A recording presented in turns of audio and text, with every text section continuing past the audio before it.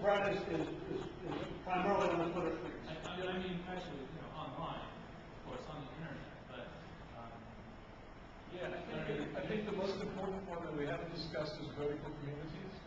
I come back to this time and time again. There might be a blogging community, but in your space, I mean, if you guys should all be in the Craigslist housing forum for your local area. Okay, repeat that first. The what? The Craigslist, Craigslist, the website, 50 million visitors a month, mostly free classifieds. Okay. So Craigslist has a forum in Craigslist, and it's a very confrontational discussion typically. But that forum is a housing forum, and people talk about local developments and construction. They also just talk about their own next mortgage or whatever it might be.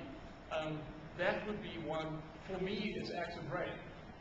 Active Brain doesn't always show up in the search results if you write about Zillow, and their on-site search sucks. But I spend a lot of time on the site looking for opportunities to promote Zillow. Look for featured content as well. I check out the featured blog posts from Active Brain every single day, and if there's something there that I could comment on, I absolutely do. David, I was wondering if it's a fiduciary violation not to post on Zillow. Sarah Bonner on Active Brain this week. She found herself, somehow or another, she had a surplus push, so she decided to stick it in her mouth. It was just funny. And did you do any damage control on that? What's that? Did you do any damage control on that? Yeah. I did on Sarah's blog. It was interesting. Sarah's interesting. Sarah Bonner. Yeah, it's a hard one.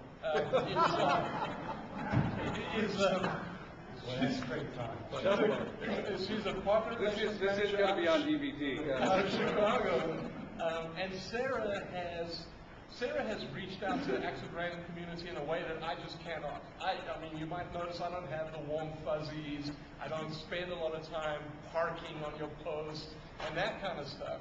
But Sarah's really, really good at that. But she also has a long real estate history before coming to Zillow, unlike many of the folks at Zillow. I'm from technology, etc. And so, because she has that long history in real estate, she likes to take on very generic topics.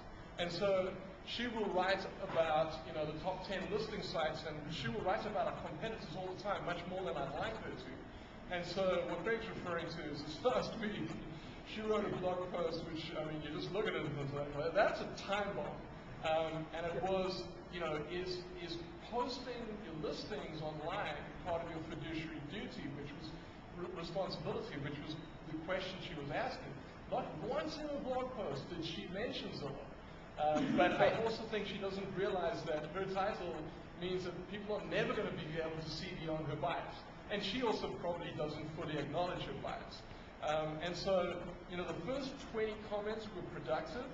And then all of a sudden, we've got a few critics, and so I did not weigh in, and I didn't post about it. We have a couple of critics, and they just went this way with it. But I actually thought that post was hijacked. I thought it was unfair on Sarah. I said so on a blog. I thought she was totally wrong on the question that she asked. Unfair on her, though. No, it was unfair to hijack the comments and take it in a direction. She never once intimated that not posting your listings on Zillow could violate your fiduciary duty. She intimated that not posting your listings on Zillow, Craigslist, Trulia, etc. could. Which, I mean, I wish she'd never written the post. See, now, the reason that I was thinking about this, and we'll work Rudy in here, the reason that I thought about this is that I had considered a day or two before wondering out loud, which means on Bloodhound blog, if it would represent a true violation of fiduciary to post listings on Trulia, because Trulia is competing for my long-tail service code. In other words, is it a violation of my duty to my client to essentially surrender their address? As much as I'd like to let you go with this, that's pretty obscure. I understand, but that was why it was interesting that she came up with this, and I said, okay, I'm going to leave the whole thing alone.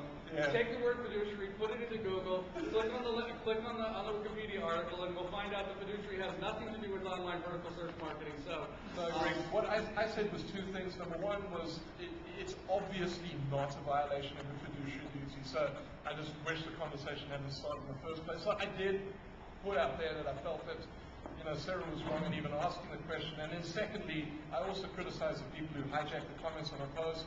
That wasn't fair. And it's interesting, I think Louis came to Sarah's... And Louis was really the instigator of the of the counter-revolution on that post. Yes, he came back to Sarah's defense and said, yes, you know, we have kind of taken this off on a tangent, let's focus back on the question. And we managed to get it back on topic, but yeah. I saw the post as well. To be fair to Sarah, in one respect, I kind of understand what she meant. Maybe she didn't phrase it correctly. If you think about it in this way, is it in the best interest of your seller That's not clients? what fiduciary means, though, so let it go. Really. I understand, but I'm saying I think that's what she was going at. Right. So she might have picked the wrong phrasing. So if that's what she meant, then I can see where she was going.